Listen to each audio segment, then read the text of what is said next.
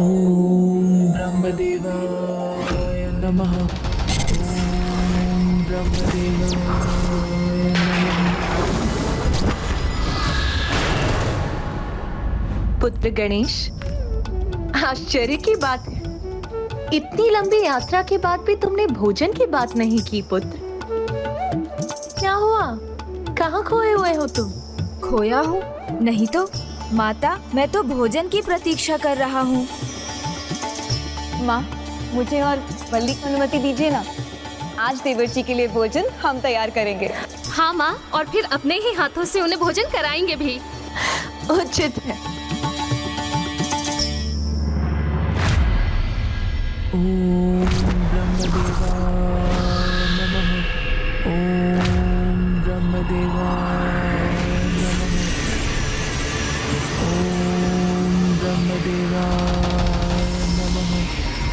ओम ब्रह्मदेवाय नमः।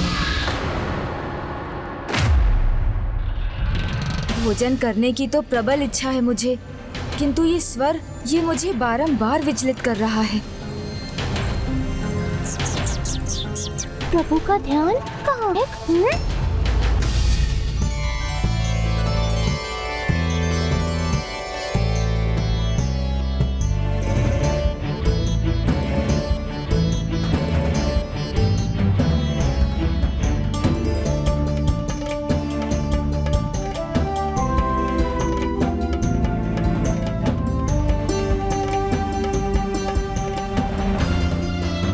देवर जी संकोच मत कीजिए, निश्चिंत होकर भोजन कीजिए। ये लीजिए एक और। देवर जी, आपके प्रिय मोदक भी बनाए हैं, खाइए ना। लीजिए लीजिए लीजिए।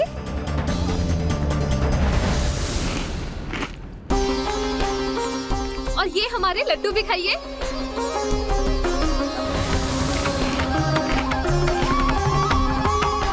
माँ, देखिए ना, सभी का दुलारा तो अनुज गणेश ही बना हुआ है। मुझे तो जैसे सब भूल ही गए। भूले हुए तो आप थे स्वामी, हम दोनों को।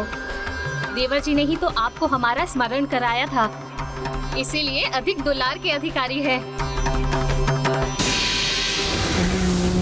ब्रह्मदेवाय नमः। ओम ब्रह्मदेवाय नमः। ओम ब्रह्मदेवाय नमः। ओम ब्रह्मदेवाय नमः। ओम ब्रह्मदेवाय नमः। ओम ब्रह्मदेवाय। आहा, आनंद आ गया। देवर जी, आपको भी भोजन में आनंद आया ना? भाभी माँ, भोजन स्वादिष्ट तो था, किंतु क्या देवर जी? देवर जी बताइए ना।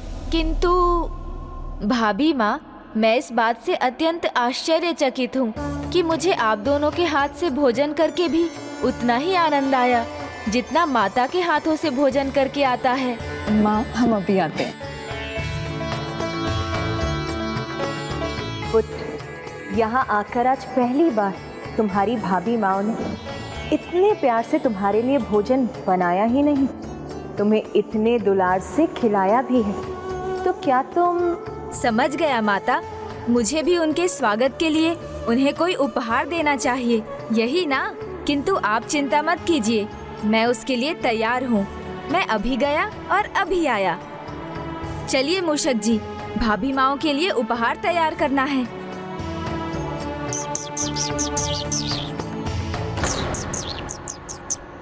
यहाँ सुख के इन क्षणों में मैं अपनी शंकाओं से मुक्त नहीं। प्रभु, क्या हुआ? आप किसी बात को लेकर चिंतित है क्या? नहीं मूषक जी, कुछ नहीं। चलिए उपवन चलते हैं। जी प्रभु।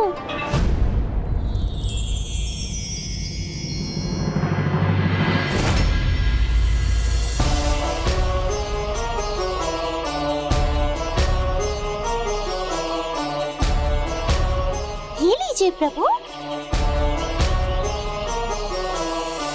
प्रभु तो ध्यान ही नहीं दे रहे। प्रभु ने बताया नहीं किंतु कुछ तो है जिसकी चिंता उन्हें सता रही है। वो बार बार एक ही दिशा में देखे जा रहे हैं। मैं भी तो देखूं, क्या है वहाँ? ओम ब्रह्मदेवाय नमः। ओम ब्रह्मदेवाय नमः।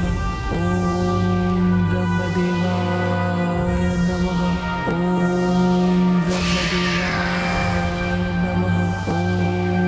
ब्रह्मदेवाय। हो गया, हमारा कार्य संपन्न हुआ। अद्भुत प्रभु, भाभी माँ को आपका ये उपहार बहुत भाएगा। उचित है, फिर चलिए उन्हें भी यहीं ले आते हैं। ओम ब्रह्मदेवाय नमः। क्या हुआ प्रभु, जो आप इतनी देर से चिंतित दिखाई दे रहे हैं? ज्ञात नहीं मूषक जी, किंतु बहुत समय से कोई ब्रह्मदेव की तपस्या में लीन है और उससे मुझे नकारात्मक संकेत प्राप्त हो रहे हैं।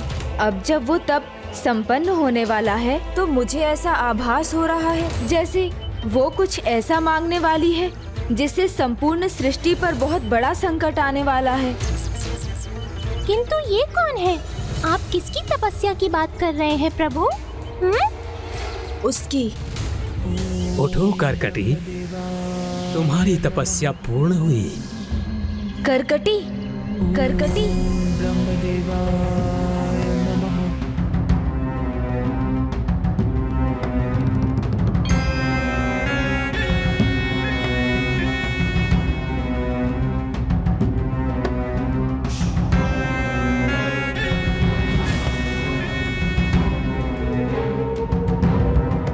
क्या इच्छा है तुम्हारी?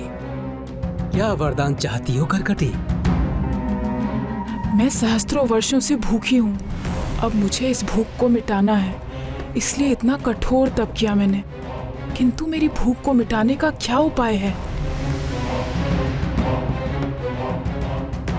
क्या मांगू मैं? क्या हिमालय पर्वत से भी विशालकाय होने का वरदान मांग लूं, जिससे एक ही बार में पंछियों के संपूर्ण झुंड को अपने मुख में समाकर उन्हें अपना आहार बना सकूं?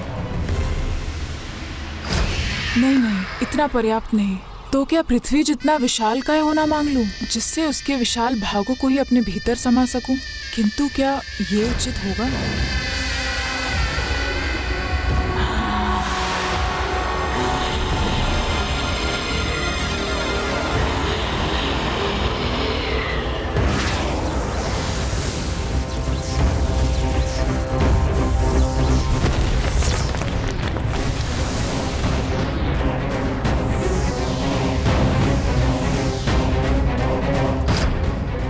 नहीं, इस छोटी सी पृथ्वी से मेरा क्या होगा?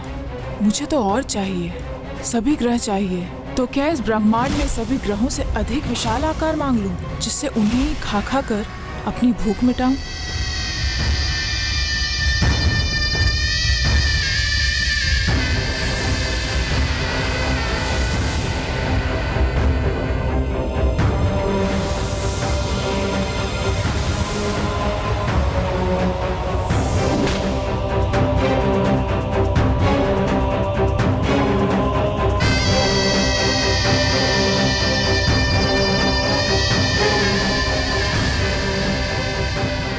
नहीं, जितनी विशाल हो जाऊंगी मेरी भूख भी उतनी ही विशाल होगी। ये भी पर्याप्त नहीं, तो मुझे और कुछ चाहिए। प्रभु, ये इतनी देर से क्या चिंतन कर रही है? कोई वरदान क्यों नहीं मांग रही है? किसी भी निर्णय से पहले चिंतन तो आवश्यक है, किंतु अति चिंतन किसी को भी भटका सकता है। अत्यधिक चिंतन का परिणाम या तो अत्यंत उचित होता है या अत्यंत अनुचित। अब देखना ये है मूषक जी कि इसके अत्यधिक चिंतन का परिणाम क्या होगा। सहस्त्र वर्षों की तपस्या से कुछ भी असंभव नहीं है। उसका फल तुम्हें अवश्य मिलेगा। जो भी वरदान चाहती हो करकटी, मांग लो। मुझे तो कुछ ऐसा चाहिए जो अनंत काल तक मेरी भूख को मिटा दे, जहाँ भूख से अधिक भोजन हो।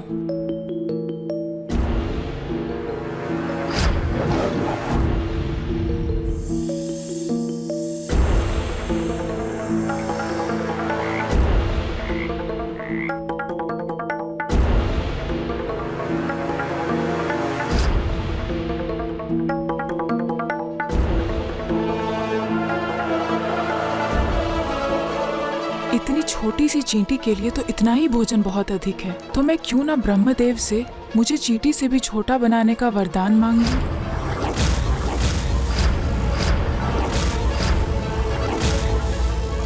हाँ, उचित है। यदि तुम्हें ज्ञात हो गया है कि तुम्हें क्या चाहिए, तो मांग लो जो तुम्हें मांगना है। प्रभु, मुझे सूक्ष्म रूप धरने का वरदान दे दीजिए प्रभु।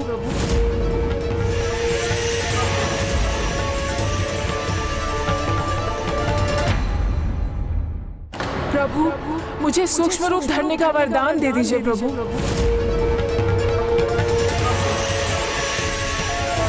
सूक्ष्म? कितनी मूर्खता है ये। आप व्यर्थ चिंतित थे प्रभु। इतना चिंतन करने पर भी बस यही वरदान मान सकी ये मूर्ख। नहीं मूषक जी, ये मूर्ख नहीं, इसने सबसे सूक्ष्म होने का वरदान मांगकर एक प्रकार से सबसे विशाल होने का वरदान मांगा है प्रभु ब्रह्मदेव से।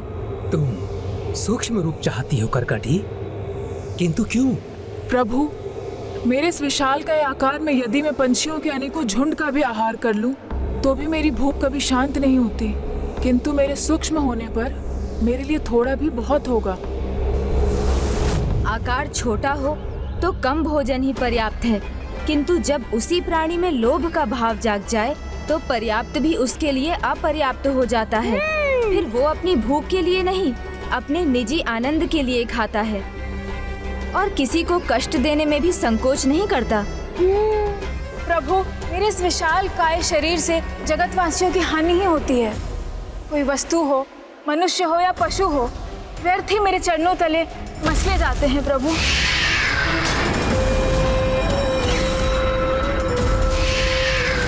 शत्रु यदि दिखाई दे और सामने से आए तब उसका सामना किया जा सकता है, किंतु शत्रु अदृश्य हो और सूक्ष्म होकर छिपकर गुप्त वार करे तो? प्रभु, सूक्ष्म रहूंगी तो मुझसे किसी की हानि तो नहीं होगी प्रभु।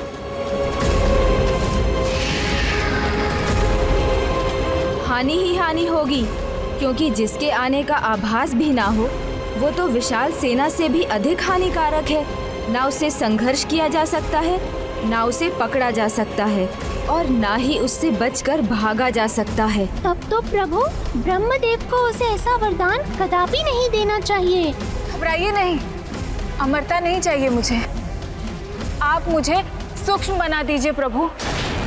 मुझे यह वरदान दीजिए कि मैं सुई अर्थात सूचिका की नोक से सहस्त्रों गुना सूक्ष्म बन जाऊं और जल, वायु, स्पर्श किसी भी प्रकार से और विशेष रूप से प्राण वायु से किसी के भी शरीर में प्रवेश कर उसके हृदय, उसके फेफड़ों और उसके अन्य भागों को अपना आहार बना सकूं प्रभु।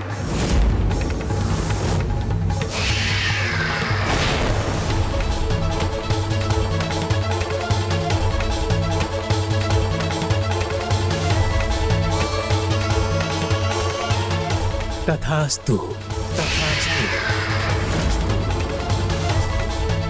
मैं तुम्हें वरदान देता हूँ कि मेरे अंतर ध्यान होते ही तुम सूक्ष्मतम जीव सूचिका बन जाओगी और वह उपसर्ग से युक्त तुम भी सूचिका कहलाओगी, भी सूचिका कहलाओगी। धन्यवाद प्रभु।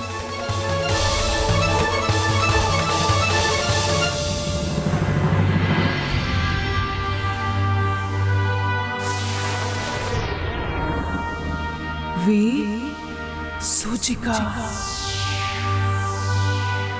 ब्रह्मदेव अंततः मेरे छलावे में आ ही गए। अब कोई नहीं बचेगा मुझसे। सूचिका हूँ मैं। अब मेरे पास इतना भोजन होगा कि मेरे लिए ही नहीं अपितु मेरी अनंत संतानों के लिए भी कम नहीं पड़ेगा।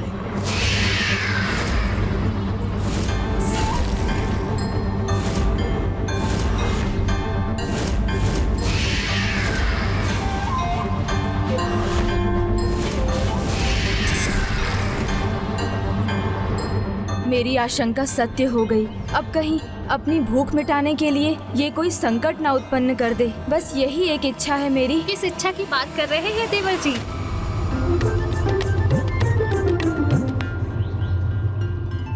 भाभी माँ, आप दोनों यहाँ? हाँ, माँ ने कहा कि आपके प्रिय देवर जी आपके लिए कोई उपहार बना रहे हैं। तो हम कैसे रुक पाते? चले आए यहाँ आपको ढूंढते ढूंढते। ओह, अवश्य कोई गुप्त उपहार तो है वहाँ, है ना? हाँ, नहीं नहीं, मेरा अर्थ है हाँ। अब भेद खोल ही दीजिए, हमें हमारा उपहार दिखा ही दीजिए। उचित है, फिर आप देख लीजिए। ये है उपहार, आशा है आपको भी अच्छा लगेगा।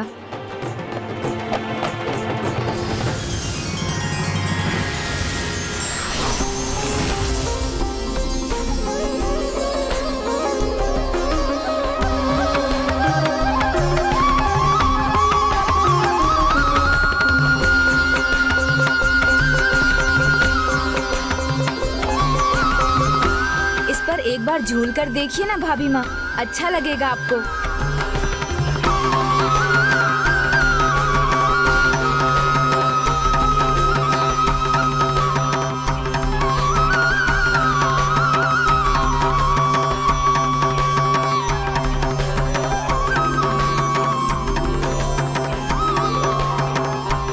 अब बताइए, आप मेरे उपहार से प्रसन्न है ना भाभी माँ? आपने जिस प्रकार इसे इतने सुंदर पुष्पों से सज्जित किया है, वो मुझे अधिक भाया है। तो मैं इस झूले को प्रतिदिन इसी प्रकार सज्जित करता रहूंगा। कैलाश में तो अनेक सुंदर पुष्प हैं।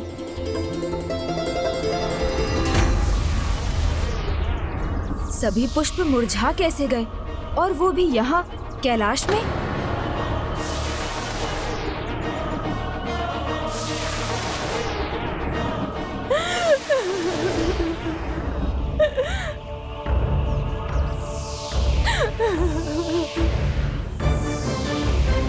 ये क्या? ये तो जैसे सृष्टि ही मुरझा गई है।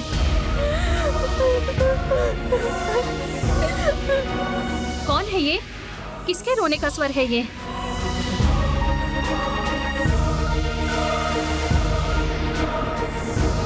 इस सृष्टि इतनी दुखी क्यों दिखाई दे रही है? समझ गया किसका क्रंदन है ये। भूमि मात।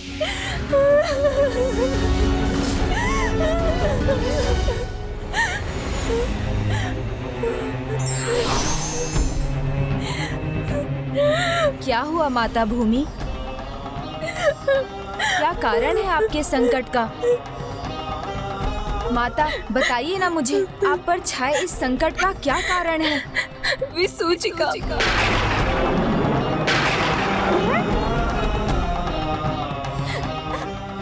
प्रभु ब्रह्मा जी के वरदान का अनुचित लाभ उठा रही है वो। अपनी भूख मिटाने के लिए सहस्त्रों वर्षों का तप किया है उसने, और वो अपना नियंत्रण खो चुकी है। वो सूक्ष्म रूप पाने के बाद अपने ही जैसी अनेकों विसूचिकाएं उत्पन्न कर रही है प्रभु।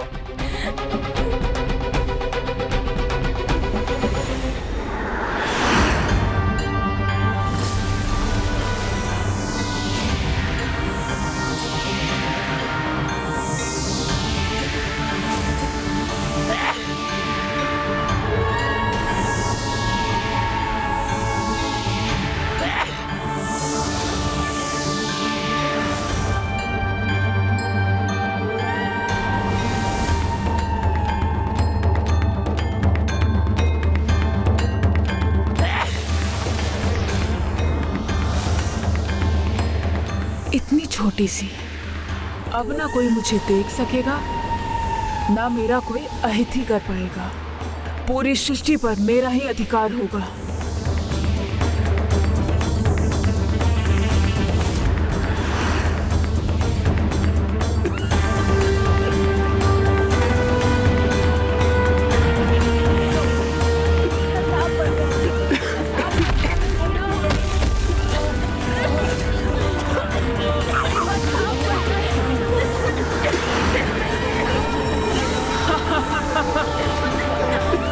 आहार ही आहार, मुझे और आहार चाहिए।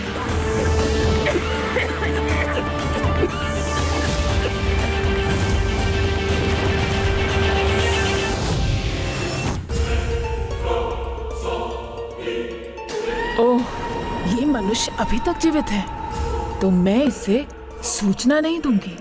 इसके भीतर जाऊंगी और इसके प्राण भी खाऊंगी।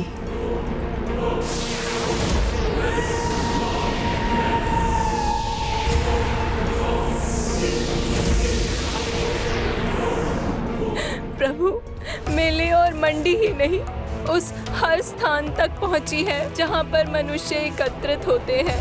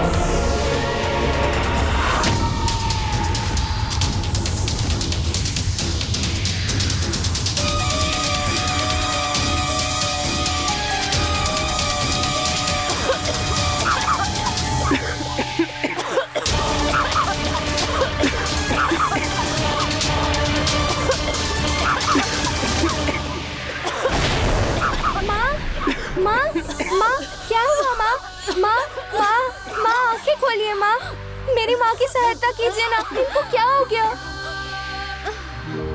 कोई तो मेरी सहायता कीजिए, मेरी माँ की। माँ उठिए ना माँ, क्या हुआ आपको? आंखें खोलिए माँ, माँ।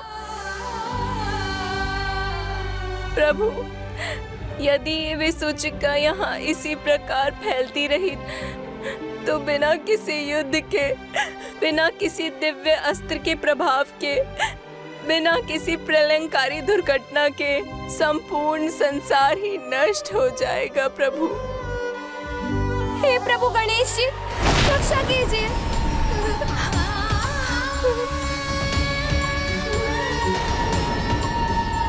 हे पार्वती नंदन, हे विघ्नहर्ता गणेश जी, इस संसार के सामने जो ये भयानक विघ्न छाया है उसका आप ही कुछ समाधान कीजिए प्रभु। इस विघ्न को दूर कर समस्या का हल निकालिए ना प्रभु। जहाँ समस्या का जन्म होता है वहाँ प्रकृति में उसका निवारण भी जन्म लेता है। आज जो कुछ भी घटित हो रहा है उसके पीछे निस्संदेह कोई बहुत बड़ा कारण है, कोई ऐसी घटना जो बहुत दिनों से बहुप्रतीक्षित थी। भूमाता, इस संकट का अंत करने हेतु शीघ्र पृथ्वी पर एक ऐसे दिव्य पौधे का जन्म होगा जो आरोग्य का प्रतीक होगा, जिसके पूजन से मन को शक्ति मिलेगी, जो प्रसाद बनकर तन को भी शक्ति प्रदान करेगा, उसे निरोग रखेगा। प्रत्येक निवास के आंगन में उसका होना ही शुद्धि और सकारात्मकता देगा।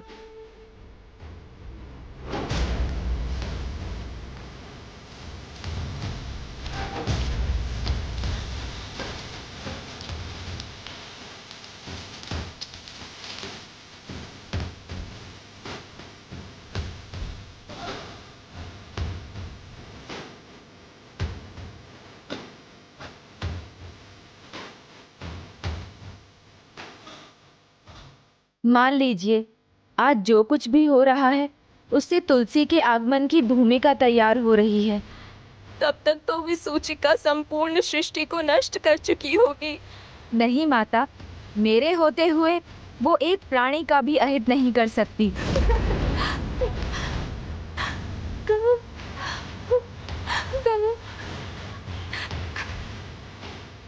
विसूचिका को इस प्रकार उसकी मनमानी नहीं करने दूंगा। मैं उसे रोकूंगा, उसे नष्ट कर दूंगा।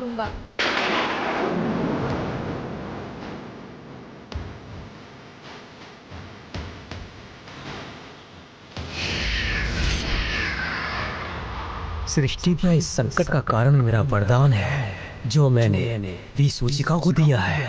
तो अब गणेश उसे कैसे रोकेंगे? उन्हें तो ये भी ज्ञात नहीं कि वो कौन है और इन्हें नष्ट करना असंभव है।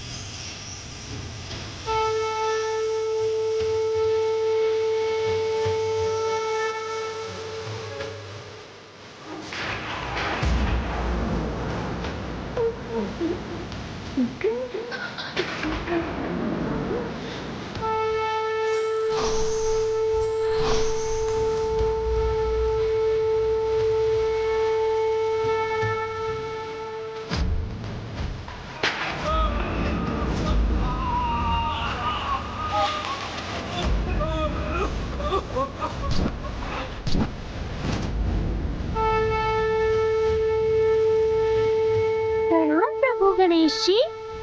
प्रणाम प्रभु गणेश जी।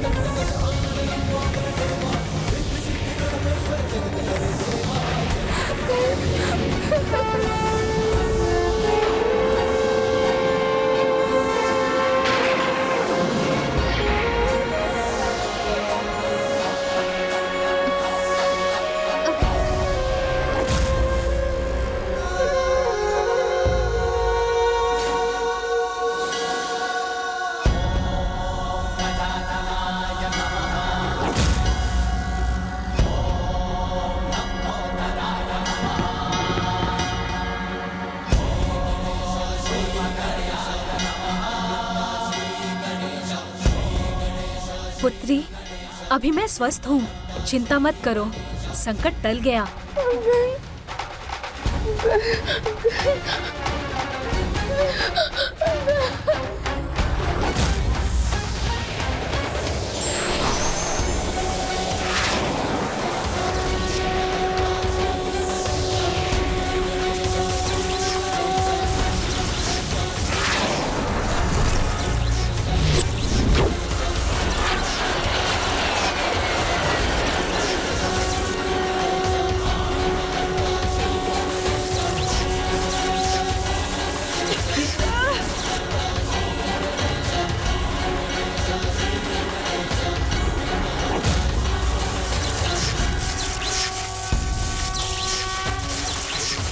विसूचिका का अंत क्या संभव है?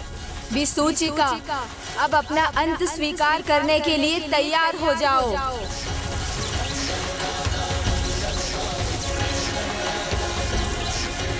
अब तुम्हारा अस्तित्व सदा सदा के लिए मिट जाएगा। रुक जाइए विघ्नहर्ता गणेश। प्रणाम प्रभु। आप उसका अंत नहीं कर सकते विघ्नहर्ता गणेश। अपने लालच को बढ़ने देकर अपनी भूख पर नियंत्रण ना कर उसने आपके वरदान का अनुचित लाभ उठाया है। मानव जाति को, जगत को बड़ा भयंकर त्रास दिया है, उसे नष्ट करने पर तुली हुई है। इसलिए इसका दंड तो उसे मिलना ही चाहिए और इसका एकमात्र दंड है उसका अंत। वो दंड की भागी अवश्य है पार्वती नंदन, किंतु उसका अंत नहीं किया जा सकता।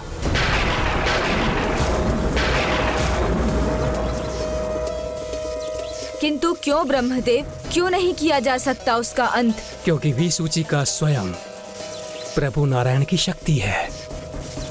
प्रभु नारायण की एक शक्ति योग माया है और उनकी अन्य शक्ति योग माया के अधीन है। उनमें से एक शक्ति की ही स्वरूप है करकटी यानी विसूचिका। फिर अच्छा हो या बुरा, जब तक प्रभु नारायण की कृपा से ये माया स्वरूप संसार रहेगा तब तक विसूचिका भी रहेगी।